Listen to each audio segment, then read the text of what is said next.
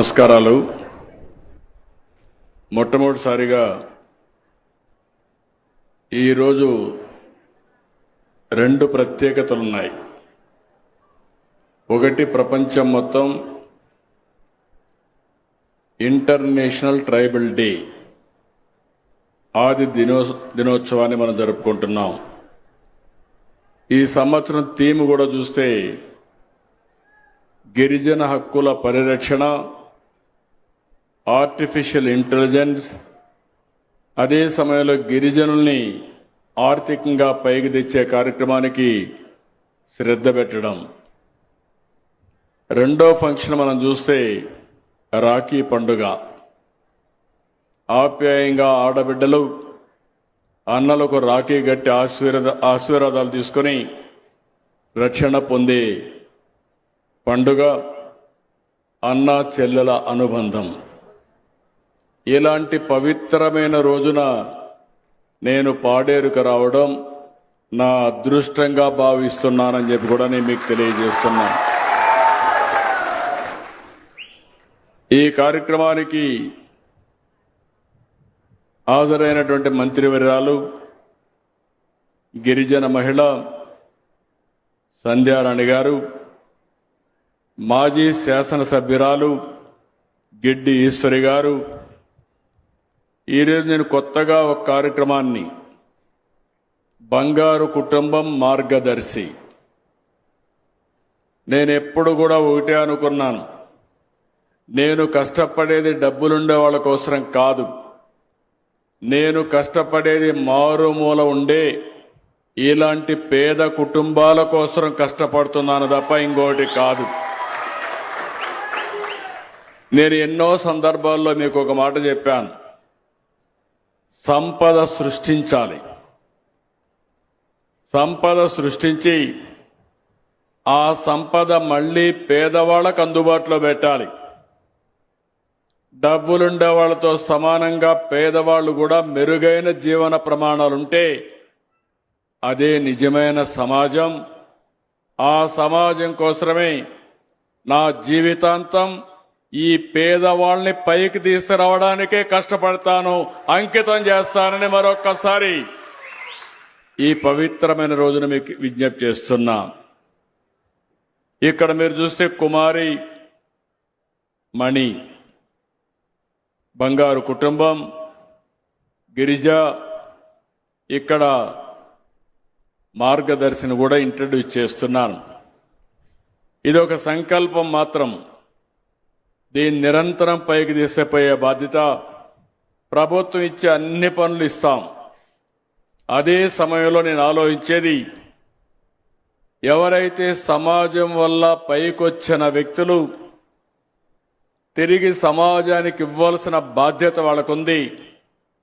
ఒకప్పుడు జన్మభూమి తీసుకొచ్చాం, ఆ రోజు సమాజం కోసం, గ్రామం కోసం పనులు చేశారు. ఈరోజు P4 public private peoples partnership కింద కుటుంబాల్ని అడాప్ట్ చేసుకుని మిమ్మల్ని పైకి తీసుకొచ్చే బాధ్యత వాళ్ళకు అప్పచెప్పి ఎప్పటికప్పుడు నేను మానిటర్ చేస్తా. నేనిచ్చే కార్యక్రమాలన్నీ ఇస్తున్నా, ఆ విషయం కూడా మీరు గుర్తుపెట్టుకోవాలి. ఈరోజు ప్రభుత్వం వెనక్కిపోవడం లేదు. సూపర్ 6 ఆ రోజు నేను చెప్పా, ఈరోజు సూపర్ హిట్ చేశానా లేదా మీరే ఆలోచించండి. చేశారంటే గట్టిగా చెప్పట్లు కూడా చెప్పండి. ఈ మారుమూల పాడేరులో అది చూసినప్పుడు ఒక ఆనందం. ఇక్కడుండే గిరిజన సోదరులకు, అక్కా చెల్లెళ్లకు అందరికీ మరొక్కసారి నమస్కారాలు. ఈరోజు ఇక్కడికి వచ్చినప్పుడు మీ ముఖంలో ఆనందం చూడాలని వచ్చాను. మాటలతో ఆనందం రాదు, చేష్టలతో ఆనందం వస్తుంది. అలాంటి పనులు చేసి మళ్లీ మీ ఆశీర్వాదానికి వచ్చానని చెప్పి మరొక్కసారి మీ అందరికీ విజ్ఞప్తి చేస్తున్నా. గతంలో 1-2 సార్లు కార్యక్రమాలు పెట్టుకుంటే వాతావరణం అనుకూలించలేదు, అందువల్ల రాలేకపోయాం. కానీ నాకెప్పుడు కూడా ఈ ప్రాంతానికి వచ్చినప్పుడు ఒక ఆనందం, మిమ్మల్ని చూస్తే ఒక ధైర్యం కూడా వస్తుంది. ఏజెన్సీ అంటే దేవుడు సృష్టించిన ఒక అద్భుతం ఇది. మీరు ఆ విషయం మీరు గుర్తుపెట్టుకోవాలి. నేను హెలికాప్టర్లో వస్తూ ఆ కొండలు చూసినప్పుడు మళ్ళీ ఒక జన్ముంటే ఇక్కడ పుట్టాలి, ఇక్కడ ఉండాలనే విధంగా ఈ కార్యక్రమాలు అద్భుతంగా ఉన్నాయి. ఒక ఆహ్లాదకరమైన, స్వచ్ఛమైన, అందమైన ఆ కొండలే కాదు, ఏజెన్సీ అంటే మంచి మనసుండే ప్రజలు కూడా, మీరందరినీ నేను చూస్తున్న మంచి మనసుండే ప్రజలు. మీకు కలుషితం లేదు, నిర్మోహమాటంగా మాట్లాడతారు, మంచుంటే మంచి అని చెప్పే మనసుతో ఉండేవారు. ఆదివాసులంటే గుర్తుకొచ్చేది సహజ నైపుణ్యం, సామర్థ్యం, మన సంస్కృతి, భారతీయ మూలాలు. ఇప్పుడే నేను చూశాను మీ పండుగలు. ఆ పండుగలు చూస్తే విత్తన పండుగ దగ్గర నుంచి సంక్రాంతి వరకు 6-7 పండుగలు ఎంత పవిత్రంగా చేస్తున్నారంటే అందరూ మర్చిపోయారు, కానీ గిరిజన ప్రాంతంలో మాత్రం మర్చిపోలేదు. దీనికి హ్యాండ్స్ ఆఫ్. ఆదివాసులు, గిరిజనులు అభివృద్ధి చెందితేనే రాష్ట్రం కూడా అభివృద్ధి చెందుతుంది. అందుకే నేను ఒక మాట చెప్పాను, ఈ ప్రాంతం పేదరికం కాదు, సంపదకు కావలసిన అన్ని వస్తువులున్నాయి.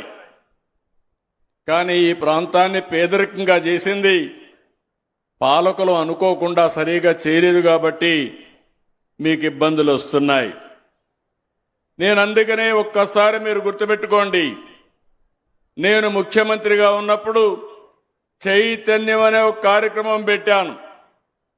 ఈ ప్రాంతంలో ఉండే గిరిజనుల్లో గాని చైతన్యం తేగలిగితే ఇంకా అభివృద్ధి ఏమాత్రం ఆగదు, అన్స్టాపబుల్ అని ఆ రోజు చెప్పి నేను ముందుకెళ్లాను.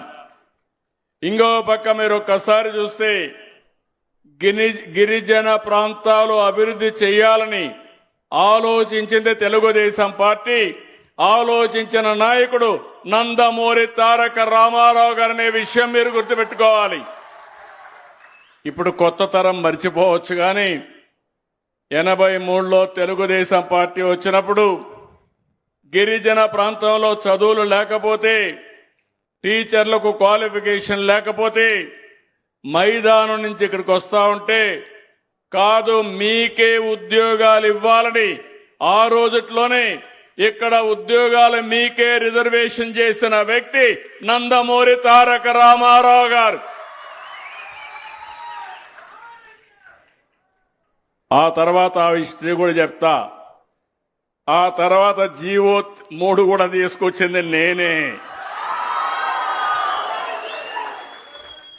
2 సార్లు ఈ జీవోలు పోగొట్టింది కూడా ఒకప్పుడు కాంగ్రెస్, తర్వాత వైఎస్ఆర్ కాంగ్రెస్ పార్టీ. ఏం జరిగిందో చరిత్ర మీరందరూ గుర్తుపెట్టుకోవాల్సింది. జీవోలు ఇవ్వడమే కాదు, హక్కులు ఇవ్వడమే కాదు, మీ హక్కుల్ని కాపాడుతూ ముందుకు పోతేనే మీ జీవితాల్లో వెలుగులు వస్తాయి. అలాంటివి కూడా జరిగింది. మళ్ళీ ఒకటే హామీ ఇస్తున్నా, నేను చెప్పడం కాదు చేసి చూపిస్తా. అదే మాదిరిగా మీ హక్కులు కాపాడడానికి అనునిత్యం మీతో ఉంటానని మరొక్కసారి హామీ ఇస్తున్నా. నేనెప్పుడు కూడా పేదవాళ్ల పక్షపాతిని. ఇంకొక పక్క గిరిజనుల సంక్షేమం, గిరిజన ప్రాంతాల అభివృద్ధిపై నాకు ఒక ప్రత్యేక శ్రద్ధ ఉంది. అదే మరి నాకు ఒక స్పష్టత ఉంది. ఈరోజు ఇక్కడికి వచ్చాను. నేను నేరుగా వెళ్ళి మొత్తం ఒక 2 గంటలు స్టడీ చేశాను. ఒకప్పుడు నేను ప్రారంభించినటువంటి కాఫీ కానీ, అదే మరి ఇంకొక పక్కన ఏదైతే కాఫీలో ఇంటర్ కల్టివేషన్ వేసినటువంటి పెప్పర్ కానీ ఈ రెండు కూడా ఒకసారి చూశాను. దీనివల్ల ఇంకా మీ ఆదాయం ఏ విధంగా చేయగలుగుతామా ఎన్ని ఆలోచించడానికి నేను అవగాహన పెంచుకుంటే ఏ విధంగా చేయాలో చేస్తామనే ఉద్దేశంతోనే నేను మొత్తం చూసి ఇక్కడికి వచ్చాను. ఈరోజు మీరు ఒక్కసారి గుర్తుపెట్టుకుంటే గిరిజన ప్రాంతాల్లో మొట్టమొదటిసారిగా ఐటీడీఏలో ఐఏఎస్ ఆఫీసర్లు వేసి ప్రత్యేకంగా శ్రద్ధ పెట్టిన పార్టీ తెలుగుదేశం పార్టీ. ఈరోజు మనకుండే 7 దాకా ఐటీడీఏలున్నాయి.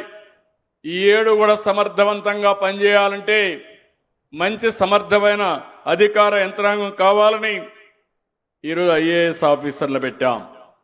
28,32,000 మంది ఇక్కడ ఉన్నారు, గిరిజనులు ఉన్నారు. 8,41,000 కుటుంబాలు ఉన్నాయి. ఇంకో పక్క మీరు ఒక్కసారి ఆలోచిస్తే ఇప్పుడే సుధారాణి గారు చెప్పారు,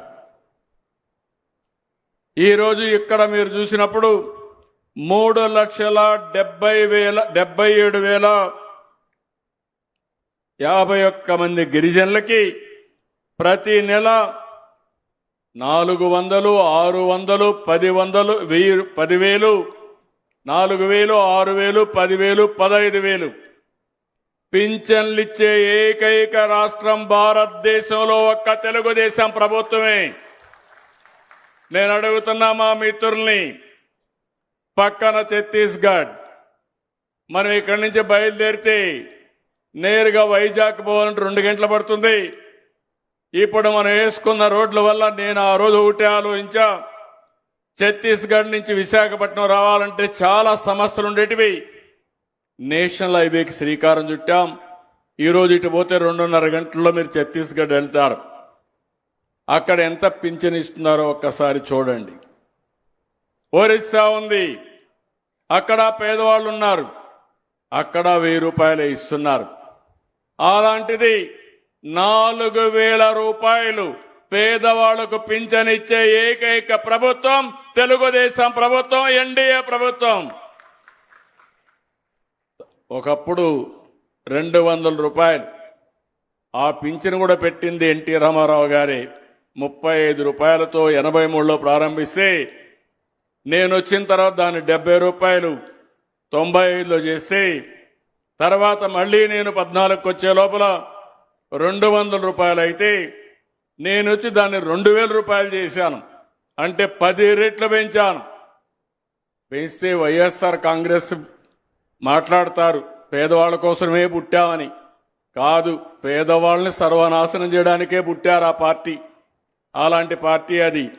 ముక్కుతూ మూలుగుతూ నా 5 ఏళ్లలో 250 పెంచేవాళ్ళు, మళ్లీ ఒక 2 ఏళ్ళు అయితే 250 రూపాయలు పెంచేవాళ్ళు. నేను ఒక మాట చెప్పాను, పింఛన్లు పెంచుతానని చెప్పాను. పింఛను ఏప్రిల్ నుంచే ఇస్తానని 4,000 రూపాయలు ఏప్రిల్ నుంచి మీకు అందజేసిన పార్టీ తెలుగుదేశం పార్టీ. ఎన్డీఏ అవునా కాదా అని మిమ్మల్ని అడుగుతున్నా. ఈరోజు ఎక్కడ కూడా 6,000 రూపాయలు దివ్యాంగులకు లేదు. నేను ఆలోచించాను, నేనే 500 నుంచి ఆ రోజు 3,000 చేశాను. తర్వాత ప్రభుత్వం వాడికి ఇవ్వాలా, దాన్ని మళ్లీ 6,000 చేశాను. ఈరోజు ఒక తృప్తి. దానివల్ల చాలా మంది బాగుపడే పరిస్థితికి వచ్చారని చెప్పి కూడా నేను మీకు తెలియజేస్తున్నా. 4,82,000 కుటుంబాలకి 200 యూనిట్లు కరెంటు ఉచితంగా నేనే ఆ రోజు ప్రారంభించాను. ఈ రోజు మీ అందరికీ హామీ ఇస్తున్నా, మీ ఇంటి పైనే ఉచితంగా కరెంటు తయారు చేయడానికి రూఫ్ టాప్ సోలార్ ఇప్పిస్తానని మీ అందరికీ హామీ ఇస్తున్నా. దానివల్ల మీ సైకిళ్లు గాని, మోటార్ సైకిళ్లు గాని, రేపు కార్లు గాని ఛార్జ్ చేసుకుని జల్సాగా పెట్రోల్ బంకు పోయే పని లేకుండా ఆనందంగా తిరిగే పరిస్థితి వస్తుంది. అది కూడా క్రియేట్ చేస్తామని చెప్పి కూడా నేను మీకు తెలియజేస్తున్నా. ఇంకో పక్కన ఈరోజు ఇక్కడుండే గిరిజన బిడ్డలు మట్టిలో మాణిక్యాలు. వారికి అవకాశాలు కల్పిస్తే అద్భుతాలు చేస్తారు. మీరు ఒకసారి చూస్తే మొన్నే ఇక్కడే కలెక్టర్ గారు ఉన్నారు. ప్రపంచంలో ఎప్పుడూ జరగనటువంటి బ్రహ్మాండమైన కార్యక్రమానికి శ్రీకారం చుట్టాడు. దగ్గర 25,000 మంది పిల్లలు 108 సూర్య నమస్కారాలు 108 నిమిషాల్లో విశాఖపట్నంలో ప్రదర్శించి గిన్నీస్ వరల్డ్ రికార్డు గాని వరల్డ్ యూనియన్ రికార్డు గాని క్రియేట్ చేశారు. అంటే దీన్ని బట్టి ఎవ్వరూ చేయలేని పని మన పిల్లలు చేయగలిగారంటే వీళ్ళంతా మట్టిలో మాణిక్యాలు అవునా కాదా అని మిమ్మల్ని అడుగుతున్నా. అక్కడ చేయగలిగితే రేపు ఉద్యోగాల్లో ఎందుకు చేయలేరని అడుగుతున్నా. ఇంకో పక్కన మీరు ఒకసారి చూసినప్పుడు నేను అందుకే ఈసారి తల్లికి వందనం 1 నుంచి 12 వరకు 4,86,803 మంది పిల్లలకి 643 కోట్లు మీ అకౌంట్లో వేసా. మా ఆడబిడ్డలున్నారు. గిరిజన ప్రాంతంలో కొంతమంది పిల్లలు కూడా ఎక్కువగా ఉన్నారు, సంతోషం. వేరే ప్రాంతాల్లో జనాభా తగ్గిపోతా ఉంది. ఇక్కడ ఫెర్టిలిటీ రేట్ 2.4% ఉంది. 2.1 ఉంటే రీప్లేస్మెంట్ లెవెల్, అంటే జనాభాక మేనేజ్మెంట్ కంటే ఎక్కువ మంది ఇక్కడ ఉన్నారు. నేను ఆ రోజు ఒక మాట చెప్పాను, మీ అందరికీ ఎంతమంది పిల్లలుంటే అంతమందికి తల్లికి వందనం ఇస్తానని చెప్పా. ఇచ్చిన మాట నిలబెట్టుకున్నామా లేదా అని మిమ్మల్ని అడుగుతున్నా. ఇప్పుడే ఒక ఇంటికి పోయాను. 3 పిల్లలు, 2 చదువుకుంటున్నారు. ఒకడు స్కూల్కి డుమ్మా కొట్టాడు, 7వ తరగతి. మళ్ళీ వాళ్ళ తల్లిదండ్రుల్ని కన్విన్స్ చేశాను, చెప్పాను, చదువుకుంటానన్నాడు. అతను కూడా స్కూలుకు పంపించి 15,000 రూపాయలు కూడా అదనంగా ఇమ్మని ఆదేశాలు ఇచ్చాను కలెక్టర్కి. అంటే 3 ఉంటే 45,000 రూపాయలు ఆ తల్లికి ఇచ్చావంటే అది తెలుగుదేశం పార్టీ మీ పట్లుండే అభిమానం, కమిట్మెంట్ అని చెప్పి నేను మీకు తెలియజేస్తున్నా. నేను చెప్పింది వాస్తవం అయితే గట్టిగా చప్పట్లు కూడా చెప్పండి మా ఆడబిడ్డలు. అందరికీ వచ్చిందా లేదా అమ్మా మీరే చెప్పండి. వచ్చిందా? వచ్చిందంటే చేలిపైకెత్తండి. హ్యాపీనా? ఆనందంగా ఉన్నారా? మీ ముఖంలో ఆనందం చూడాలనేది కోరిక. నాకు చాలా కష్టాలున్నాయి. 5 ఏళ్లు విధ్వంసం జరిగింది. నేను సూపర్ 6 చెప్పా. మళ్ళీ ఒక మాట చెప్పా, నాకు ఎన్ని కష్టాలున్నా మిమ్మల్ని ఆదుకుంటానని చెప్పాను. చెప్పిన మాట నిలబెట్టుకునేమని ఆనందం ఉంది. ఒక పక్క సూపర్ 6 సంక్షేమ కార్యక్రమాలు ఇవ్వాలి, ఇంకో పక్క అభివృద్ధి జరగాలి. 2 కూడా సమతుల్యంతో ముందుకు పోతున్నాం. ఏజెన్సీ పరిధిలో స్కూళ్లు గాని కాలేజీలు చదివే 1,76,799 మంది గిరిజన విద్యార్థుల కోసం 1,337 కోట్లు ఖర్చు పెడుతున్నాం. ఇంకో పక్క కొంతమంది పిల్లలు స్కూలుకు నిలిచిపోతే 13,274 మందిని మళ్లీ స్కూల్లో చేర్చే పరిస్థితి తీసుకొచ్చాం. గిరిజన యువత స్కిల్ డెవలప్మెంట్ కోసం పర్యాటకం, ఫుడ్ ప్రాసెసింగ్ కి ఎక్కువ ప్రాధాన్యత ఇస్తున్నాం. ఈరోజు ఇంకొక పక్కన ఈ ప్రాంతంలో గిరిజన ప్రాంతం, ఒకప్పుడు మీకు అందరికి కూడా వైద్య సేవలు కూడా అందుబాటులో లేవు. ఇప్పటికి కూడా నాకు ఈ సమస్య ఉంది. ఎడ్యుకేషన్ విషయంలో మీరు చూస్తే నిన్ననే ఎడ్యుకేషన్ మినిస్టర్ గారు అనౌన్స్ చేశారు, 373 స్కూల్ బిల్డింగ్లు లేవంటే నూతనమైన బిల్డింగులకి 45 కోట్ల రూపాయలు ఒకటేసారి రిలీజ్ చేసి పూర్తి చేస్తున్నాం. ఎక్కడ కూడా మీకు ఇబ్బంది రాకూడదని ఈ కార్యక్రమాలకు శ్రీకారం చుట్టాం. ఇంకో పక్కన ఇక్కడ చూస్తే 1,487 మంది పిల్లల ఆడవాళ్ళకి సికిల్ సెల్ రోగులకి నెలకు 10,000 రూపాయల చొప్పున పింఛను కూడా ఇస్తున్నాం. గర్భిణీ స్త్రీలకి పోషకాహారాలు ప్యాకేజీలు కానీ రవాణా సౌకర్యం ఏర్పాటు చేస్తున్నాం. డోలీ మోతం లేకుండా 76 బర్త్ వెయిటింగ్ హాల్స్ బలోపేతం చేశాం. 35 కొత్త భవనాల నిర్మాణంలో ఉన్నాయి. 15 రిపేర్లు చేస్తున్నాం. 122 ఫీడర్ అంబులెన్స్లు కూడా ఏర్పాటు చేస్తున్నాం. 482 కోట్ల వ్యయంతో గిరిజన ప్రాంతాల్లో 5 మల్టీ స్పెషాలిటీ హాస్పిటల్ కూడా ఏర్పాటు చేస్తున్నాం. నేను ఒకటే హామీ ఇస్తున్నా, ఇప్పుడు కూడా కొంతమంది గిరిజన ప్రాంతానికి రావాలంటే డాక్టర్లు రావడం లేదు. ఇక్కడ కూడా ఇంకా డాక్టర్లు తయారు కాలేదు. దీనికి ప్రత్యేకమైన శ్రద్ధ పెడతాం. అవసరమైతే ప్రత్యేకమైన ఇన్సెంటివ్స్ ఇస్తాం. శాంక్షన్ అయిన అన్ని డాక్టర్ పోస్టుల్ని ఏదో ఒక విధంగా భర్తీ చేసే బాధ్యత ఈ ప్రభుత్వం తీసుకుంటామని మీ అందరికీ హామీ ఇస్తున్నా.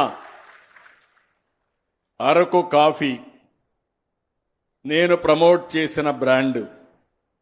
నేను ఇప్పుడు కూడా ఒకటే ఆలోచిస్తూ ఉంటాను.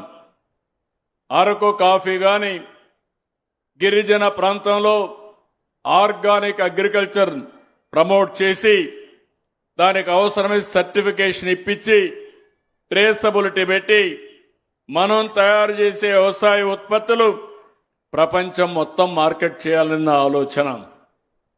ఒకప్పుడు మీరు చూస్తే ఒక నాంది ఫౌండేషన్ ద్వారా ప్యారిస్లో కూడా ఒక అరకు కాఫీ స్టాల్ మనం పెట్టాం. ఈరోజు మీరు చూస్తూ ఉంటారు, నేను ఢిల్లీకి పోయినా ప్రపంచంలో ఎవరు నా దగ్గరకు వచ్చినా ఒక సాలువ గప్తా వాళ్ళ చేతిలో అరకు కాఫీ పెడుతున్నానంటే అది నాకు ఈ గిరిజన ప్రాంతంలో పండించిన అరకు కాఫీని ప్రపంచం మొత్తం పరిచయం చేయాలనే ఉద్దేశంతోనే దీన్ని ముందుకు తీసుకుపోతున్నా. ఇంకో పక్క మీరు ఒకసారి చూస్తే ఈ ఏజెన్సీ ఏరియాలో 11 మండలాల్లో 2,58,000 ఎకరాల్లో సాగు అవుతా ఉంది. 2,46,000 మంది దీనిపైన ఆధారపడుతున్నారు. ఇంకొక 1,00,000 ఎకరాలు అదనంగా సాగులోకి తేవాలని చెప్పి ఆలోచిస్తున్నాం. దీనివల్ల ఇంకో పక్క 1,80,000 ఎకరాల్లో చెర్రీ సాగు చేసి 90,000 మెట్రిక్ టన్నుల ఉత్పత్తి సాధిస్తున్నారు. చింతపల్లి డివిజన్లో అయితే 2,185 ఎకరాల్లో 1,900 మంది రైతులు ఆర్గానిక్ సర్టిఫికేషన్ కూడా తీసుకున్నారు. ఈ ప్రాంతంలో కొన్ని ప్రత్యేకతలు ఉన్నాయి. టర్మరిక్ పసుపు, మంచి పసుపు వస్తుంది. కుర్కుమిన్ అయితే ఎక్కువ దిగుబడి వచ్చే ప్రాంతం అది. ఇంకో పక్కన కాఫీ కానీ పెప్పర్ కానీ, ఇంకో పక్కన మామిడి, సపోటా, జీడిపప్పు, పనస, నేరేడు, నిమ్మ, సీతాఫలం, కుంకుమ ఇలాంటి చాలా వచ్చే అవకాశం ఉంది. ఈ పంటలు కానీ కరెక్ట్గా చేస్తే ఈ ప్రాంతంలో బ్రహ్మాండంగా ముందుకు పోయే అవకాశం వస్తుంది. ఇవన్నీ చేయడానికి ట్రైబల్ మల్టీపర్పస్ మార్కెటింగ్ కోసం కొన్ని సెంటర్లు పెడుతున్నాం. ఇప్పుడే జీసీసీని చూసా, కొత్త లోగో తీసుకొచ్చారు. కాఫీ, తేనె, రాగి ఇలాంటివన్నీ కూడా ఇంటర్నేషనల్ మార్కెట్లో పెట్టడానికి ప్రైవేట్ పీపుల్తో కూడా అవగాహన పెట్టుకున్నారు. ఇవన్నీగా నేను అనుకున్న పనులు సవ్యంగా జరిగితే ఇప్పుడు మీకు వచ్చే ఆదాయం 3 రెట్లు పెరుగుతుందని చెప్పి కూడా నేను మీకు తెలియజేస్తున్నా. ఈరోజు ఇంకొక పక్కన ఇవన్నీ కూడా వ్యవసాయం పైన ఎక్కువ ఫోకస్ చేశాం. నేను ఒకటే మిమ్మల్ని అందరినీ రిక్వెస్ట్ చేస్తున్నాను, ఇక్కడ గంజాయి పోయిన ప్రభుత్వం ఇక్కడ చేసిన ద్రోహం చూస్తే చాలా దుర్మార్గం. ఒకప్పుడు ఏజెన్సీ ప్రాంతం అంటే దేశమంతా కూడా చెడుగా ఆలోచించేవాళ్ళు. గంజాయి ప్రాంతమని దేశాన్ని మనం నష్టపరుస్తున్నామని, జాతిని నిర్వీర్యం చేస్తున్నామని మన మీద అపవాదు చేశారు. నేను వచ్చిన తర్వాతనే ఒకటే ఆలోచించాను, గంజాయి అనేది మన పిల్లలకు హానికరం, అలాంటిది జరగడానికి వీలు లేదని ఒక పిలిపించాను. సే నో టు గంజాయి అన్నాను. మీరందరూ స్పందించారు. ఈ రోజు నేను గర్వంగా చెప్పగలుగుతున్నాను, మా ఏజెన్సీ ప్రాంతంలోనే కాదు, ఆంధ్ర రాష్ట్రంలో ఎక్కడ కూడా గంజాయి ఉండదు, పండించమని చాలా స్పష్టంగా ధైర్యంగా చెప్పగలిగానంటే దానికి కారణం మీ చైతన్యమే, మీరు చూపించిన చొరవ. ఈరోజు మిమ్మల్ని ఒకటే కోరుతున్నాం, ప్రత్యామ్నాయ పంటలకు వెళదాం, టూరిజం హబ్గా చేద్దాం, ప్రపంచానికి అనుసంధానం చేసుకొని ముందుకెళ్దాం. ఈరోజు ఈ ప్రాంతంలో మీరు ఒక్కసారి చూస్తే పెద్ద ఎత్తున మీ పంటలకు మార్కెటింగ్ కల్పిస్తున్నాం. ఇంకో పక్క 200 కోట్లతో 203 గ్రామాలకి 269 కిలోమీటర్ల మేర బీటీ రోడ్లు వేస్తున్నాం. నేషనల్ హైవేస్ అన్నీ వచ్చాయి. ఇక్కడ 515 కిలోమీటర్ల పొడవుతో 8,570 కోట్ల రూపాయలు విలువైన పనులు జరుగుతున్నాయి. పాడేరు, గొండెగూడ, కొయ్యూరు, చాప్రతిపాలెం, చింతపల్లి, రంపచోడవరం, కొయ్యూరు, నేషనల్ హైవే 516 ఈ విస్తరణ, Raipur, Visakhapatnam section, NH 130 CD, Bhadrachalam, Kunta, national highway 30 section, Lamsingi, Paderu, Chintur 3 సెక్షన్లు, పాడేరు బైపాస్, కొత్త ఫ్లైఓవర్లు, ఇవన్నీ కూడా మనం వేసుకుంటున్నాం. నా ఆలోచన ఒకటే, ఏజెన్సీ ప్రాంతాన్ని ప్రపంచానికి అనుసంధానం చేస్తాం. ఇక్కడుండే యువతకు ప్రపంచ స్థాయిలో విద్యా అవకాశాలు కల్పిస్తాం. ఇప్పుడు గురుకుల పాఠశాలలు ఉన్నాయి. మీ అందరికీ హామీ ఇస్తున్నా, రాబోయే రోజుల్లో మీరెక్కడికి పోయే పని లేకుండా ఇప్పుడుండే 11లో అవసరం మేరకు 4-5 ఇమీడియట్ గా ఇంటర్మీడియట్ కూడా అక్కడ పెట్టి 10+2 కూడా పెట్టడానికి చర్యలు తీసుకుంటాం. దానివల్ల మన పిల్లలు ఇంటర్మీడియట్ కూడా అక్కడే చదువుకుంటారు. ఆ తర్వాత కూడా ఏం చేయాలని నేను చేస్తానని చెప్పి కూడా నేను మీకు హామీ ఇస్తున్నా. ఇప్పటికే మీరు ఒక్కసారి ఆలోచిస్తే గిరిజనుల కోసం Visakha, Vijayawada, Tirupati AP study circles పెట్టాం. 4,50,00,000 ఖర్చు పెట్టాం. 150 కోట్లతో రెసిడెన్షియల్ పాఠశాలకి భవన నిర్మాణాలన్నీ శాంక్షన్ చేశాను. ఇంకో పక్కన మీరు చూస్తే 64 కోట్ల వ్యయంతో ఐటీడీఏ పాడేరులో ఒక టీచర్ ఉన్న 418 పాఠశాలలు ఇప్పుడే చెప్పా, డబ్బులన్నీ రిలీజ్ చేసి ఆ భవన నిర్మాణాలు చేస్తున్నాం. పాడేరులో ప్రభుత్వ మెడికల్ కాలేజ్, ఆసుపత్రి తొందరలోనే పూర్తి చేసి ఇక్కడ ప్రజలకు అందుబాటులోకి తెస్తానని మీ అందరికీ హామీ ఇస్తున్నా. ఇదే కాకుండా ఐటీడీఏ రంపచోడవరంలోని రామవరం మండలాన్ని 2 మండలాలు చేయమని కోరారు. నిన్నే కేబినెట్ నిర్ణయం తీసుకున్నాం. తొందరలోనే అమల్లోకి వస్తుందని చెప్పి కూడా హామీ ఇస్తున్నాను. ఇంకో పక్క సీతంపేట ఐటీడీఏలో మల్టీ స్పెషాలిటీ ఆసుపత్రి 50 కోట్లతో కడుతున్నాం. ఐటీడీఏ పార్వతీపురంలో 50 కోట్లతో ఇంకొక హాస్పిటల్ కడుతున్నాం. రంపచోడవరంలో ఐటీడీఏ 50 కోట్లతో మల్టీ స్పెషాలిటీ ఆసుపత్రి కడుతున్నాం. కేఆర్ పురంలో 50 కోట్లతో ఇంకొక మల్టీ స్పెషాలిటీ ఆసుపత్రి కడుతున్నాం. కడాన శ్రీశైలంలో కూడా ఐటీడీఏ పరిధిలో మల్టీ స్పెషాలిటీ హాస్పిటల్ కడుతున్నామని చెప్పి కూడా నేను మీకు తెలియజేస్తున్నా. నేను అందుకని ఒక పక్క అభివృద్ధి, ఒక పక్క సంక్షేమం, నాకు 2 కళ్ళు. అభివృద్ధి లేకపోతే సంపద రాదు, సంక్షేమం లేకపోతే మీకు తాత్కాలికంగా మెరుగైన జీవన ప్రమాణాలు రావు. అందుకే నేను ఆ రోజు చెప్పాను, సూపర్ 6 ఇస్తానన్నాను. నేను కష్టపడేది పేదవాళ్ల కోసం. ఎప్పుడో ఫలితాలు వస్తాయంటే ఇప్పుడు మీరు ఇబ్బంది పడతారు. అందుకని మీ ఇబ్బందులు దృష్టిలో పెట్టుకుని సూపర్ 6ని తూచా తప్పకుండా అమలు చేస్తున్నా. దీపం పథకం, ఆడబిడ్డలకు ఒకప్పుడు గ్యాస్ నేనే ఇచ్చాను. కానీ ఏజెన్సీలో నిన్నే తెలిసింది నాకు ఒక చిన్న సమస్య ఉంది. మీకందరికీ చిన్న సిలిండర్లు ఇచ్చారు, 5 కేజీలు ఇచ్చారు. దానివల్ల కొన్ని సమస్యలు ఉన్నాయి, ఈ స్కీమ్ మీకు అందలేదని. దీనికోసం మీరు చూస్తే దగ్గర దగ్గర ఒక 10 కోట్ల రూపాయలు 14 కోట్ల రూపాయలు డబ్బులు అవుతుంది. 2,000 రూపాయలు ఒక్కొక్కరు కట్టాలి. అందరికి హామీ ఇస్తున్నా, ఎంత అయితే అంత కట్టి ఉచితంగా గ్యాస్ మీకు ఇప్పించే బాధ్యత నాదని మా ఆడబిడ్డలకు హామీ ఇస్తున్నా. ఈ నెలలోనే దీన్ని ఇమ్మీడియట్ గా మీరు ఆచరణలోకి తేవాలి. ఇక్కడే ట్రైబల్ వెల్ఫేర్ సెక్రటరీ గారు ఉన్నారు, కలెక్టర్ గారు ఉన్నారు. దాన్ని కూడా ఈ నెల నుంచే తెమ్మంటున్నా. తల్లికి వందనం ఇచ్చాం, అన్నదాత సుఖీభవ మొన్నే ఇచ్చాను. నేను హామీ ఇచ్చాను 20,000 రూపాయలు ఇస్తామని. కేంద్రం 6,000, రాష్ట్రం 14,000 ఇస్తా ఉన్నాం. ఒకప్పుడు 7,500 ఇస్తే దాన్ని రెండింతలు చేశాం. ఒకప్పుడు ఒక బిడ్డకే ఇస్తే ఎంతమంది పిల్లలుంటే అంతమందికి ఇచ్చాం. ఒకప్పుడు 3,000, 4,000 ఇస్తే 3,000 ఇస్తే దాన్ని 4,000 పెంచనిచ్చి మిగిలిన స్లాబ్లు పెంచాం.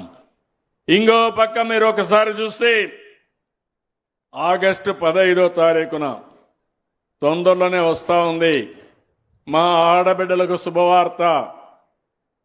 మళ్లీ మీరందరూ ఉచితంగా ఆర్టీసీ బస్సుల్లో ఎక్కడికి కావాలంటే దర్జాగా తిరిగే విధంగా ఉచిత ప్రయాణ సౌకర్యం ఏర్పాటు చేస్తున్నాం. ఇంకో పక్క అన్నా క్యాంటీన్లు పెట్టి ఏజెన్సీ ఏరియాలో 7 అన్నా క్యాంటీన్లు పెట్టి ఉచితంగా మధ్యాహ్నం భోజనాలు 3 పూటలు కూడా 5 రూపాయలకే పెట్టే సౌకర్యం ఏర్పాటు చేస్తున్నాను. ఎంత దుర్మార్గమైన పాలన అంటే, నేను 5 రూపాయలకు పేదవాళ్ళకు తిండి పెడితే అది ఇష్టం లేకుండా నేను కట్టిన బిల్డింగులు కూడా కూల్చేసి వేరే డిపార్ట్మెంట్కు ఆడుకునే పరిస్థితికి వచ్చారు. ఈరోజు రెట్టింపు ఉత్సాహంతో ఇంకా ఎక్కువ అన్నా క్యాంటీన్లు పెడుతున్నాం. తద్వారా మీకు వెసులుబాటు వస్తుందని చెప్పి కూడా నేను మీకు తెలియజేస్తున్నా. మీరు సంతకు వస్తారు, లేకుంటే ఏదో పని మీద వస్తారు. వచ్చినప్పుడు మళ్ళీ హోటల్కి పోవాలంటే 100 రూపాయలు ఖర్చు పెట్టుకోవాలి. అదే 5 రూపాయలు పెడితే కడుపు నిండా తిండి తినేట్టుగా అన్నా క్యాంటీన్లు మీకు పెడుతున్నామని చెప్పి కూడా నేను మీకు తెలియజేస్తున్నా. ఇది కాకుండా మెగా డిఎస్సి ఇప్పుడే చెప్పారు, ఈ నెలాఖరికి 16,500 మంది కొత్తగా టీచర్లు నియమించి మీ స్కూల్స్ పంపించే బాధ్యత నాది. ఇంకొక పక్క 20 లక్షల ఉద్యోగాలు ఇప్పటికే ఆలోచించాం. 10 లక్షల కోట్ల రూపాయలు పెట్టుబడులు రావడానికి ఎంఓయూలు చేశాం. దీనివల్ల 8 లక్షల నుంచి 9 లక్షల మందికి ఉద్యోగాలు వస్తాయి. ఇంకా ఇలాంటివి అనేక కార్యక్రమాలు చేసి మీకు ఉద్యోగాలు కల్పించడానికి, ఇక్కడుండే యువత వేరే ప్రాంతాలకు పోకుండా ఇక్కడే ఇవ్వడానికి నేను ముందుకు వస్తానని చెప్పి కూడా నేను మీకు తెలియజేస్తున్నా. ఇక్కడికి వచ్చినప్పుడు నేను ఇప్పుడే మాట్లాడినప్పుడు ఒక బ్యాంబో ఏదైతే వెదురు ఇక్కడ ఎక్కువ ఉంది, 6 లక్షల ఎకరాల్లో వెదురుంది, అడవుల్లో ఉంది. మా డాక్రా సంఘాలకు ఆడబిడ్డలందరికీ హామీ ఇస్తున్నా. ఒక ప్రాజెక్టుకి ఇప్పుడే సంతకం పెట్టాం. 5,000 మందికి సంవత్సరానికి 1 లక్ష రూపాయల ఆదాయం వచ్చేట్టుగా ఒక ప్రత్యేకమైన కార్యక్రమాన్ని చేసి మా ఆడబిడ్డల్ని ఆర్థిక వెసులుబాటు ఇచ్చే కార్యక్రమానికి శ్రీకారం చుడతానని మీ అందరికీ హామీ ఇస్తున్నా.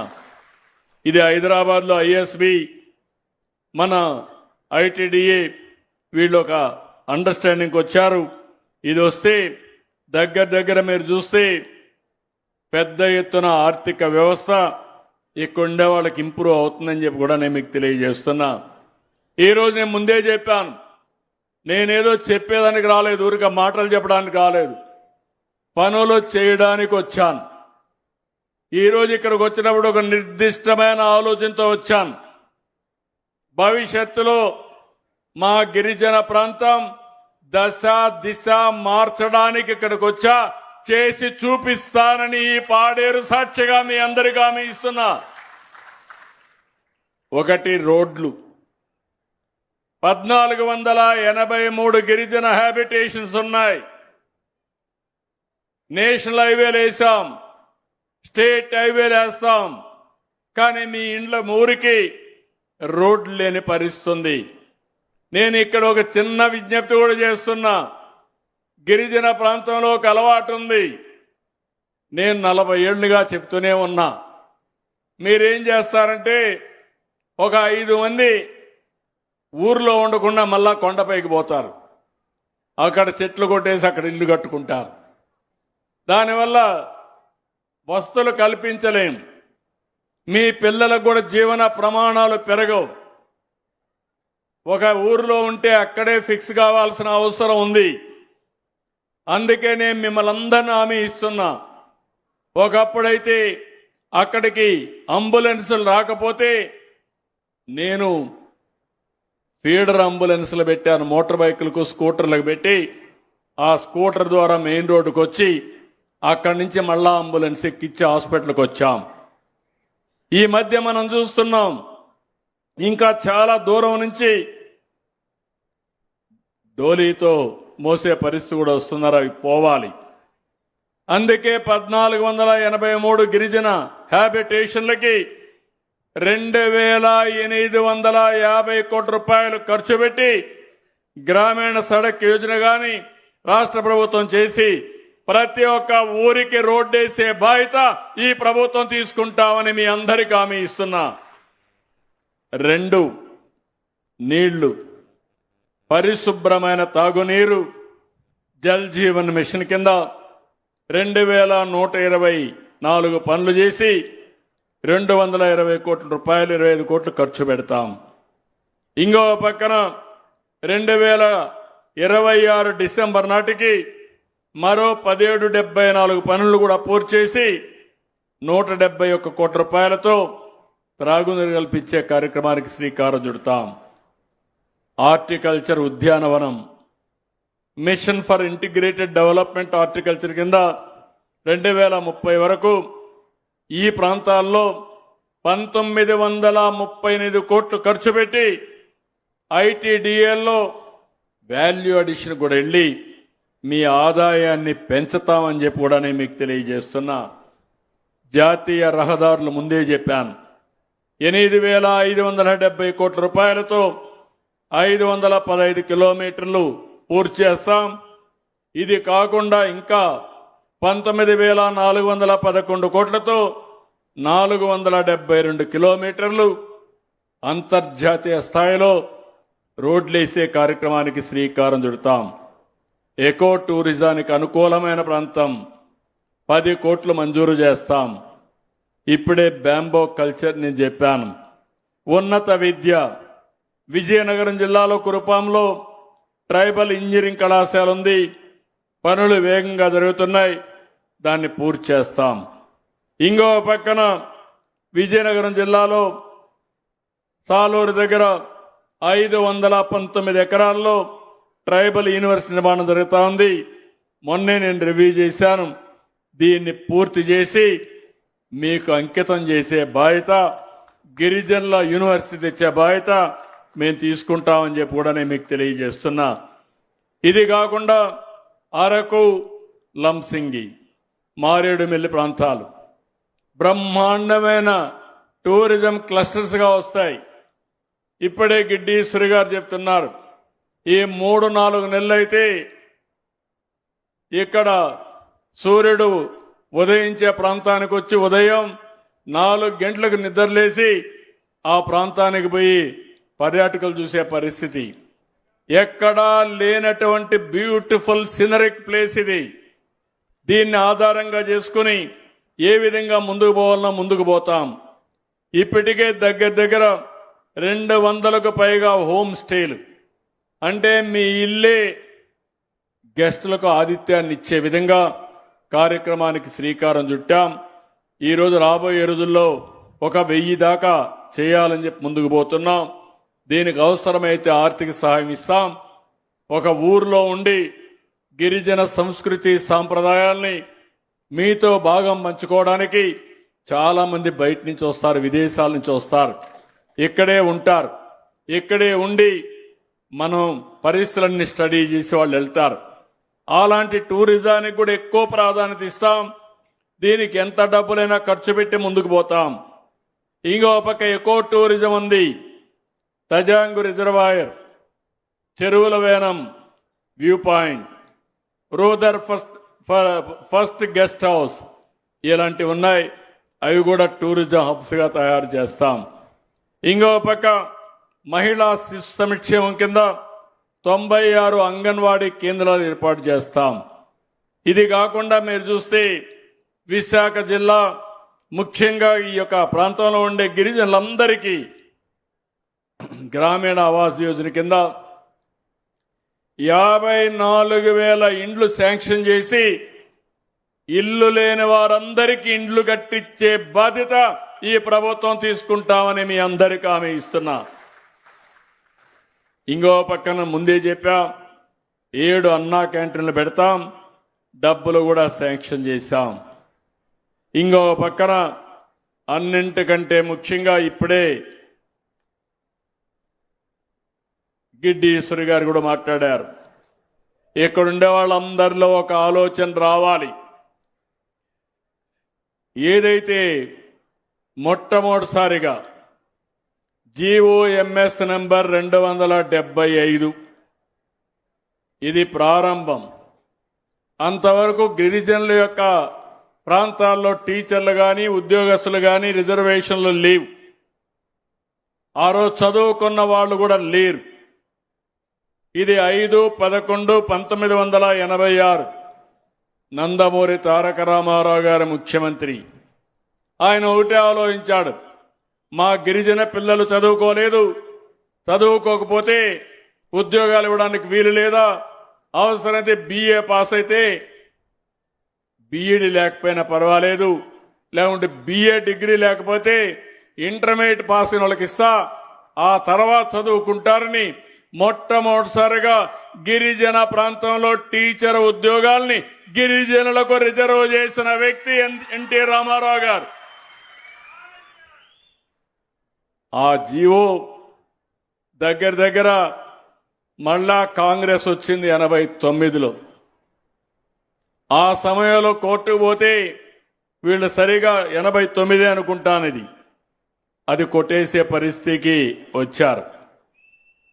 నేను మళ్ళీ 1/1/2000 దగ్గర మీరు గుర్తుపెట్టుకోవాలి. దానిపైన ప్రత్యామ్నాయ జీవో ఇస్తే అక్కడి నుంచి 98లో సుప్రీంకోర్టులో మళ్ళీ లేనిపోని సమస్యలు వచ్చాయి. నేను వస్తానే ఆలోచించాను. ఆ రోజు ఆలోచించి 100% గిరిజన పిల్లలకే ఇక్కడ ఉద్యోగాలు ఇవ్వాలని రాజ్యాంగంలో ఉండే 5th షెడ్యూల్ 5.1 ఆధారంగా ఇస్తూ అందులో 33% ఆడబిడ్డలకు కూడా రిజర్వేషన్లు కల్పించాను. ఈ జీవో నేను ఇచ్చింది 10/1/2000 సంవత్సరంలో సమైక్య ఆంధ్రప్రదేశ్ లో ఇచ్చిన జీవో ఇది. ఆ తర్వాత కొంతమంది కోర్టుకు వెళ్లారు. కోర్టుకు వెళ్లిన తర్వాత మీరు ఒకసారి చూస్తే ఇటీవల కాలంలో దీన్ని సరిగా ఆర్గ్యూ చేయలేక 2020 ఈ జీవోను సుప్రీంకోర్టు కొట్టేసే పరిస్థితి వచ్చింది. 22 ఏప్రిల్ 2020 5 మంది జడ్జిలు సుప్రీంకోర్టులో ఈ జీవోను కొట్టేశారు. కొట్టేసిన తర్వాత మళ్లీ మొదటి తీసుకొచ్చారు. 4 సంవత్సరాలు ఆ రోజున్న ప్రభుత్వం నిద్రపోయింది. కనీసం కౌంటర్ వేయలేదు, సమర్థవంతంగా ఆర్గ్యూ చేయలేదు, ప్రత్యామ్నాయాలు ఎతకలేదు. మీరు కూడా భయపడ్డారు. ఏదైనా మాట్లాడితే మిమ్మల్ని జైల్లో పెడతారు, కేసులు పెడతారు అని మీరు కూడా భయభ్రాంతులైపోయారు. మా గిరిజనులు అల్లూరి సీతారామరాజు గారి ఆధ్వర్యంలో బ్రిటిష్ వాళ్ళ గుండెల్లో నిద్రపోయిన మా గిరిజనులు కూడా ఆ 5 ఏళ్లు భయపడి ఇంట్లో పడుకున్నారు. ఇప్పుడు మాట్లాడుతున్నారు. నేను మీ మనిషిని, మీకంటే నాకు ఎక్కువగా శ్రద్ధ ఉంది. తప్పకుండా ఏ విధంగానైనా సరే మళ్ళీ న్యాయం చేయాల్సిన బాధ్యత, దీన్ని సరిచేయవలసిన బాధ్యత నా పైన ఉంది. ఆ బాధ్యత తీసుకుంటానని మరొక్కసారి మీ అందరికీ హామీ ఇస్తున్నా. అత్యున్నతమైన న్యాయస్థానం సుప్రీంకోర్టు ఒక నిర్ణయం చేశారు. అయితే మన వాళ్ళు కొంతమంది మొన్నే నేను అడిగితే ఇలాంటి సందర్భాల్లో ఎక్కడ ఏం జరిగాయని ఆలోచిస్తే 2-3 సందర్భాలు జరిగాయి. నాకంటే మేధావులు ఇక్కడ ఎవరైనా ఉంటే ఈ నియోజకవర్గంలో ఇప్పుడు అంటున్నారు, 1-2 ఎమ్మెల్యేలు ఉన్నారు. 7 గిరిజన ప్రాంతంలో ఎమ్మెల్యేలు 5 మందిని తెలుగుదేశం పార్టీని గెలిపించిన బాధ్యత మీ అందరిది. తెలుగుదేశం జనసేనని గెలిపించారు, ఎన్డీఏని గెలిపించారు, కానీ ఇక్కడ మాత్రం గెలిపించలా. ఇంకోది ఇక్కడ అరకులో గెలిపించలే. ఎక్కడైతే నేను అభివృద్ధి చేశానో, ఎక్కడైతే అభివృద్ధి అంతా కూడా నేను ఇక్కడ శ్రద్ధ పెట్టానో ఇక్కడ మాత్రం గెలిపించలా. కారణం నాకు తెలియదు. కానీ వాళ్ళు అంటున్నారు ఇప్పుడు వచ్చి నన్నేదో ప్రశ్నిస్తారంట. నన్ను కాదు మీరు ప్రశ్నించేది, మిమ్మల్ని నేను ప్రశ్నిస్తున్నా, సమాధానం చెప్పమంటున్నా. గిరిజన ప్రాంతంలో ఉద్యోగాలు ఇచ్చిన వ్యక్తి 1-5-11-86లో నందమూరి తారక రామారావు గారు. అవునా కాదా తమ్ముళ్ళు అని మిమ్మల్ని అడుగుతున్నా.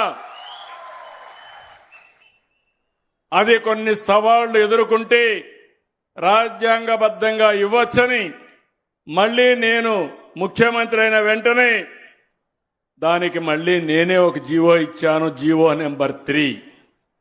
అది కూడా డేట్ కూడా చెప్పాను చాలా స్పష్టంగా. ఆ జీవోని మీరు ఒకసారి చూస్తే 10-1-2000లో నేనే జీవోని ఇచ్చా. ఆ జీవోని పోగొట్టింది వీళ్ళు 22 ఏప్రిల్ 2020. ఇప్పుడు మళ్ళీ 5 ఏళ్లు పట్టించుకోవాలా. 2020 అంటే ఎలక్షన్ జరిగింది 2024. అవునా కాదా? ఎవరి తప్పని నేను అడుగుతున్నా. ఎవరి తప్పు? వైసీపీ తప్పై చేతుల పైకెత్తండి.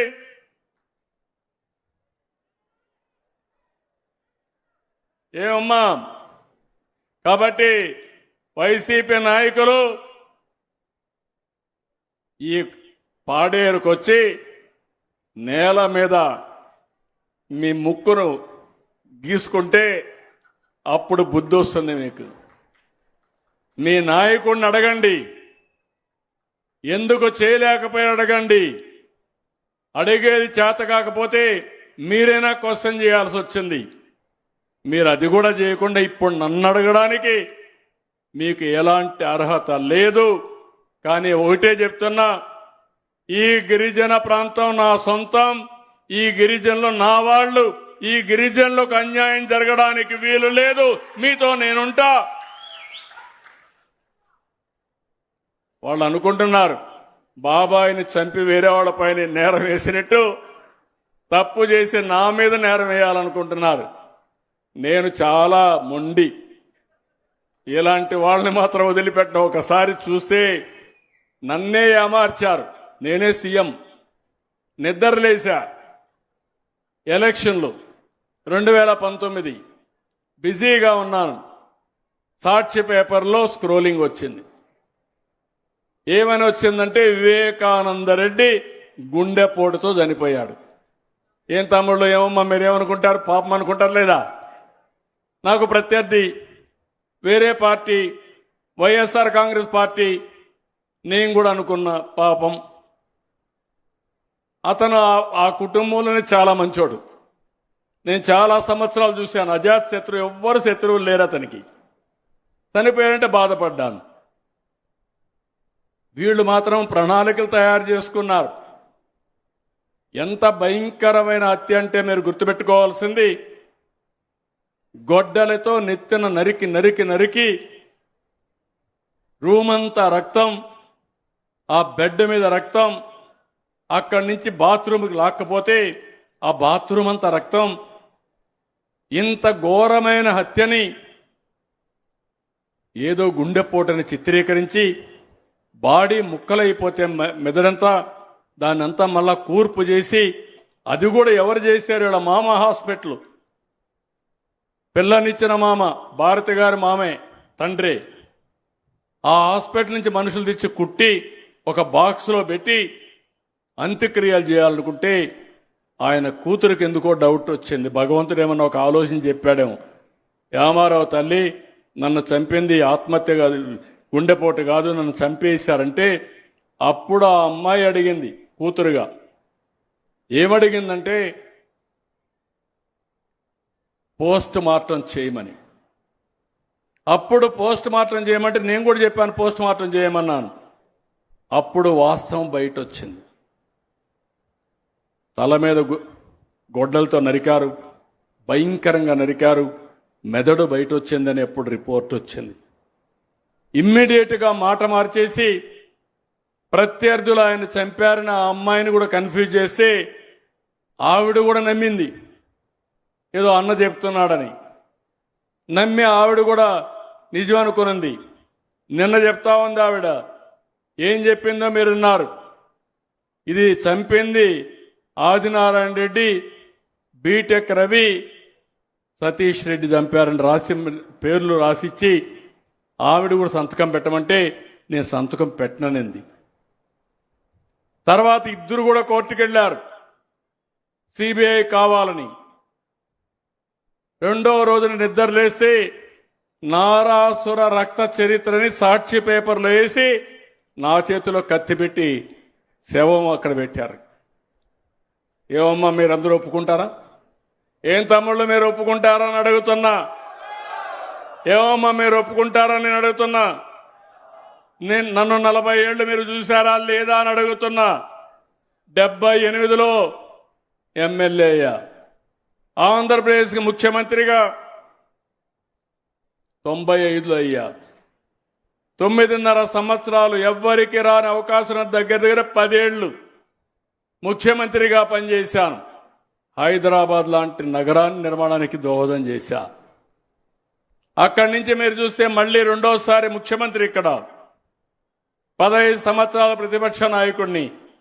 ఎప్పుడైనా నేను హత్య చేశానని ఎప్పుడన్నా విన్నారా అని మిమ్మల్ని అడుగుతున్నా.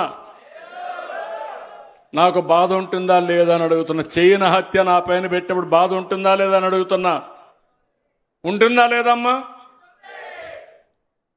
ఇలాంటి వాళ్ళ రాజకీయాలకు అవసరమా? నేను అడుగుతున్నా మిమ్మల్ని, రౌడీయిజం అవసరమా రాజకీయానికి? సేవాభావం కావాలి. అబద్ధాలు చెప్పడం అవసరమా రాజకీయాల్లో? చేత కాకపోతే చేత కాదని చెప్పాలి. ఇప్పుడు కూడా ప్రయత్నం చేస్తున్నారు రౌడీజం చేయాలని. నేను ఒకటే చెప్తున్నా, ఒకసారి మోసపోయాను కానీ రెండోసారి మోసపోవడానికి కొండే సిబిఎన్. ఏం తమ్ముళ్ళో మిమ్మల్ని అడుగుతున్నా, కఠినంగా ఉండాలనా లేదా? ఏమమ్మా ఆడబిడ్డలో కఠినంగా ఉండాలనా లేదా? ఏజెన్సీ ఏరియాలో గంజాయి పెంచి మన పిల్లల జీవితాలు నాశనం చేయాలనుకున్న వ్యక్తులు మళ్ళా కపట నాటకాలతో వస్తే క్షమించాలా అని మిమ్మల్ని అడుగుతున్నా. అందుకే మీకోసం గట్టిగా ఉంటా, స్టబన్గా ఉంటా. నేరస్తులు రాజకీయ ముసుగులో ఉంటే ముసుగు తీసి వీళ్ళని ఎక్కడ పెట్టాలనో అక్కడ పెట్టే బాధ్యత, మీకు రక్షణ ఇచ్చే బాధ్యత నాదని నా ప్రజలందరికీ విజ్ఞప్తి చేస్తున్నా.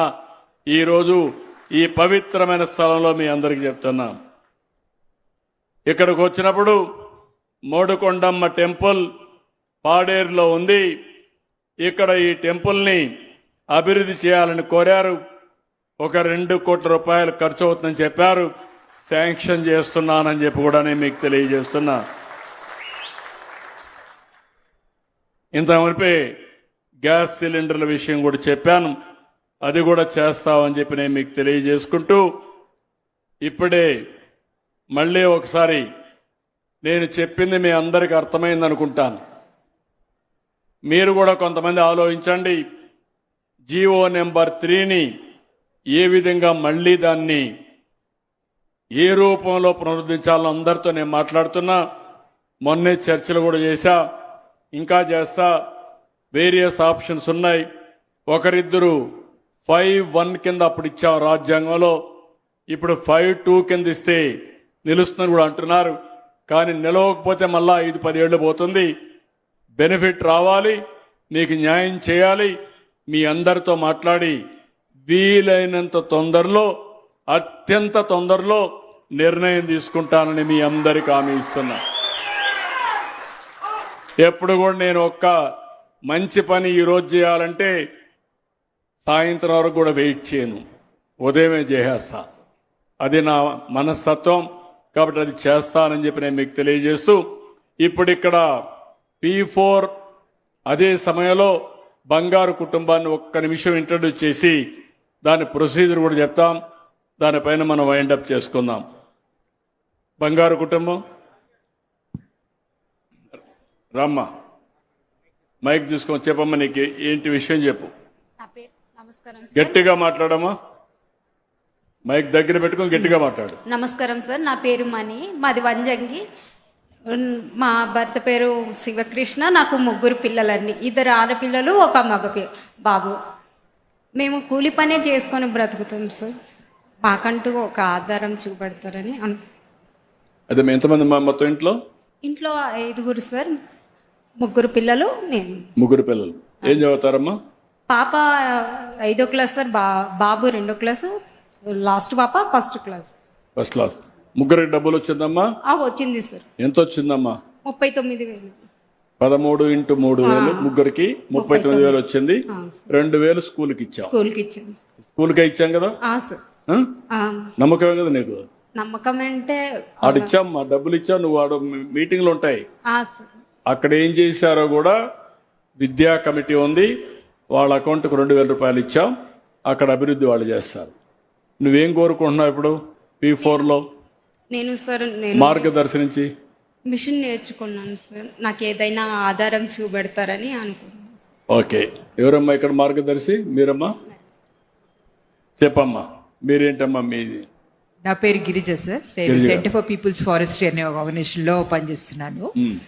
మేము ఇక్కడ ఒక 10 సంవత్సరాలుగా పాడేరు, తర్వాత హుకుంపేట మండలాల్లో పనిచేస్తున్నాం. వంజంగి ఇమ్మాయి ఉంటున్న ప్రాంతంలో కూడా మేము పనిచేస్తున్నాం సార్. సో ఈ ఇమ్మాయి ఇంకా కొంతమంది మహిళలతో, కానీ ఈమె కొన్ని ప్రత్యేకమైన సమస్యల గురించి చెప్పిందనమాట మాకు. తర్వాత మన ఈ పథకం విన్నప్పుడు ఇలా మహిళలకి సపోర్ట్ చేయాలి అంటే, చాలా మంది మహిళలతో నేను చాలా కాలంగా పనిచేస్తున్నాను సార్. ఆర్థిక సహాయం ఒక్కటే సరిపోదు, వాళ్ళకి ఒక మానసికంగా ఒక స్థైర్యం కలిగించాలి. ఇప్పుడు మేము ఇచ్చిన ప్రోగ్రామ్ ఎంతవరకు రిలేటెడ్ అవుతుంది చెప్పండి. ఇప్పుడు మేము P4 అన్నాం, ఆ స్ఫూర్తిని కూడా అర్థం చేసుకొని ఉంటారు మీరు. ఇప్పటి నుంచి చేస్తున్నారు. What are all the deficiencies వీళ్ళల్లో, వాళ్ళకి ఎట్లా అందుబాటులో ఉంటాం అంటే, ఇప్పుడు ఈ అమ్మాయి ఎయిదర్ ఒక కిరాణా షాప్ లాంటిది కానీ, లేదా ఒక టైలరింగ్ కూడా తనకి కొంచెం వచ్చు సార్. ఆ రెండిట్లో ఏదో ఒకటి తను స్టార్ట్ చేస్తానని అంటుంది. ఈ బిజినెస్ వైపుగా వెళ్ళడానికి తనకి ఉంది సార్, ఆ ఉత్సుకత చూపిస్తోంది తను. మనం కొంచెం సోషల్ మీడియా ద్వారా కొంచెం స్పెషలైజ్డ్గా టైలరింగ్లో ఇప్పుడు మోడల్స్ కూడా వస్తున్నాయి కదా, అలాంటివి చేసి చేయాలి అని ఆలోచనలో ఉంది సార్. ఆ రకంగా ఈ అమ్మాయికి సాయం చేయాలని నేను అనుకుంటున్నాను. మీరు మొత్తం అమ్మాయిని పిల్లల చదువు గురించి గైడ్ చేస్తూ, అవసరమైతే ఆర్థిక సహాయం చేసి ఈ అమ్మాయికి కూడా జీవనోపాధి ఇవ్వడానికి, ఆదాయం పెంచడానికి వర్కౌట్ చేస్తారు. ఇక్కడ ఏజెన్సీ ఏరియాలో తక్కువ ఉంటారు పారిశ్రామికవేత్తలు వీళ్ళందరూ. ఇప్పుడు మీరు ఒకసారి చూస్తే ఇక్కడ రోడ్లన్నీ వేస్తున్నారు.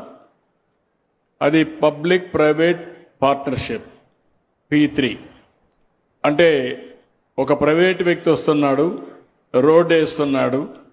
ఆ రోడ్డు మీద పేదవాళ్లకు ఫ్రీగా ఇచ్చి కార్లు, బస్సులు ఇవన్నీ వస్తే డబ్బులు కూడా ఛార్జ్ చేస్తారు. ఆ డబ్బులతో వాళ్ళు పెట్టిన పెట్టుబడి పే చేసుకొని కొంత ఆదాయం కూడా వస్తుంది. దీనివల్ల చాలామంది డబ్బులు బాగా సంపాదిస్తున్నారు. తెలివితేటలు, వాళ్ళకుండే బ్యాక్గ్రౌండ్, పెట్టుబడుల వల్ల. ఈరోజు పేదవాళ్ళు నిరుపేదలు అవుతున్నారు. అదే మరి కంపారిజన్లో మీకు ఆదాయం తగ్గిపోతా ఉంది, జీవన ప్రమాణాలు అభివృద్ధి కావడం లేదు. నేను ఈరోజు మీకు చెప్పాను, సూపర్ 6 ఇస్తున్నాను, ఎలక్షన్ మేనిఫెస్టో ఇస్తున్నాను. ఇప్పుడే అనేక కార్యక్రమాలు, ఇళ్లు కానీ, రోడ్లు కానీ, నీళ్లు కానీ, స్కూల్స్ కానీ, టీచర్లు కానీ అన్ని అనౌన్స్ చేశాను. మీ అడవుల్లో ఆధారంగా కాఫీ కానీ, పెప్పర్ కానీ, లేకపోతే పసుపు కానీ ఇలాంటి పంటలు కూడా చేసి బయట వాళ్ళని కూడా తీసుకొచ్చి మార్కెటింగ్ ఎస్టాబ్లిష్ చేస్తాం. అదే సమయంలో వ్యక్తిగతంగా పైకి రావాలంటే మీ కుటుంబాలు ఎవరైతే సమాజం వల్ల పైకి వచ్చినటువంటి హై నెట్వర్త్ ఇండివిజువల్స్ టాప్ 10%ని మార్గదర్శకులుగా ఉండమన్నాను. ఎవరైతే సమాజంలో అందరికంటే వెనకానుంటారో ఒక 10%, 20% వాళ్ళందరినీ దత్తత తీసుకోమన్నాం. వాళ్ళకు నేను ఇచ్చే కార్యక్రమాలన్నీ ఇస్తున్నాం. బియ్యం ఇస్తున్నాం. నేనైతే మీరు చూస్తే పీడిఎస్ కూడా మళ్ళా ఇంకొక స్టెప్ ముందుకు పోయి మీరు ఆ షాపు కూడా పోలేరనే ఉద్దేశంతో ఎవరైనా వృద్ధులు కానీ, వికలాంగులు కానీ ఉంటే వాళ్ళ ఇంటికే డెలివరీ ఇచ్చే విధంగా కూడా ఏర్పాటు చేశాను 26, 30 లోపలనే. తర్వాత మిగిలిన వాళ్ళు నెలంతా కూడా ఆ షాపు పోయి తెచ్చుకుంటారు. ఇవన్నీ చేస్తున్న ఇప్పుడు గ్యాస్ ఉచితంగా ఇచ్చా, బస్సు ఉచితంగా ప్రయాణ సౌకర్యం ఇచ్చా, తల్లికి వందనం ఇచ్చా, అన్నదాత ఇచ్చా, మత్స్యకార భరోసా ఇచ్చా, 200 యూనిట్లు కరెంటు ఉచితంగా ఇచ్చా మీకు. ఇవన్నీ ఇచ్చాం. కానీ ఇంకా మీ ఆదాయాన్ని పెంచడానికి ఈ అమ్మాయి ఒక కిరాణా కొట్టు పెట్టుకుంటాంది, ఇంకొకరు ఒక ఫార్మర్స్ ప్రొడ్యూసర్స్ ఆర్గనైజేషన్ పెట్టుకుంటారు, ఇంకొకరు ఇంకొక పని చేతి వృత్తులు, కుల వృత్తులు ఏమైనా ఉంటే ఆ పనులు చేస్తారు. మీ ఆదాయం పెంచడానికి అనునిత్యం మీతో అనుసంధానమై మీకు ఆలోచనలో భాగం పంచుకోవడం, కొత్త కొత్త ఆలోచనలు ఇవ్వడం, కష్టం ఉంటే మిమ్మల్ని ఆదుకోవడం, మీ పిల్లల్ని బాగా చదివించడం, ఏ చదువు చదివితే ఉద్యోగాలు వస్తాయి అది కూడా చెప్పడం, ఇలాంటి అన్ని చేయడానికి నేను బంగారు కుటుంబాలకు అండగా మార్గదర్శనం తీసుకొచ్చాను. రాష్ట్రంలో మీరు చూస్తే 15 లక్షల కుటుంబాలు బంగారు కుటుంబాలుగా, ఒక 2 లక్షల మంది దగ్గర మార్గదర్శకులుగా చేరుతున్నారు. ఈరోజు నా వల్ల చాలా మంది పైకి వచ్చారు.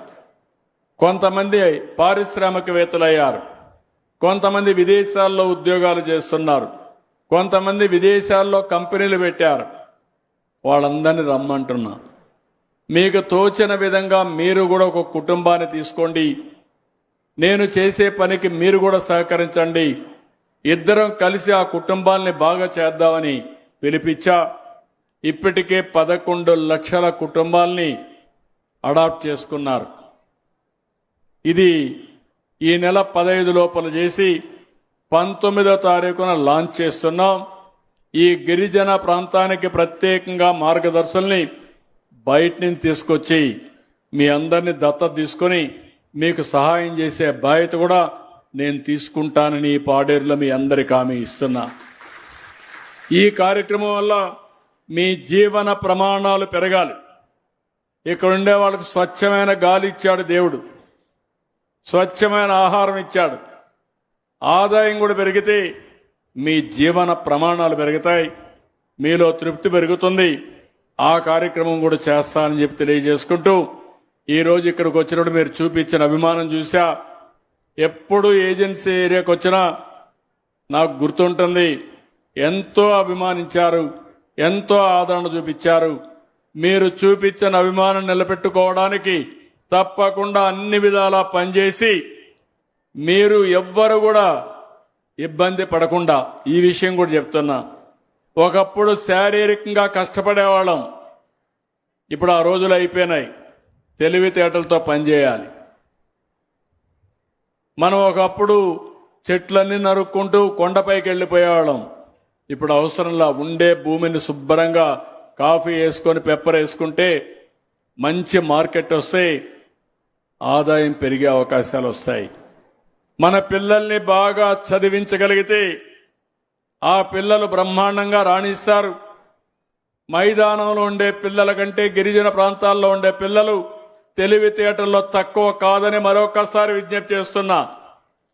అందుకే మొన్న మీరు చూశారు 108 సూర్య నమస్కారాలు 108 నిమిషాల్లో 25,000 మంది పిల్లలు ఒకచోట చేరి ప్రదర్శన చేసి 2 వరల్డ్ రికార్డ్ సాధించారంటే అది మా గిరిజన పిల్లలకు ఉండే తెలివితేటలు సత్తా.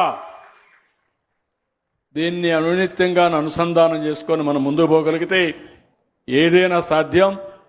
అలాంటి ఎకో సిస్టాన్ని క్రియేట్ చేసే బాధ్యత నాది, సహకరించే బాధ్యత మీదని మరొక్కసారి తెలియజేసుకుంటూ ఈరోజు పాడేరుకు వచ్చినప్పుడు మీరు చూపించిన అభిమానానికి మరొక్కసారి అందరికీ ధన్యవాదాలు, కృతజ్ఞతలు. అందరికీ నమస్కారాలు. జై హింద్, జై జన్మభూమి.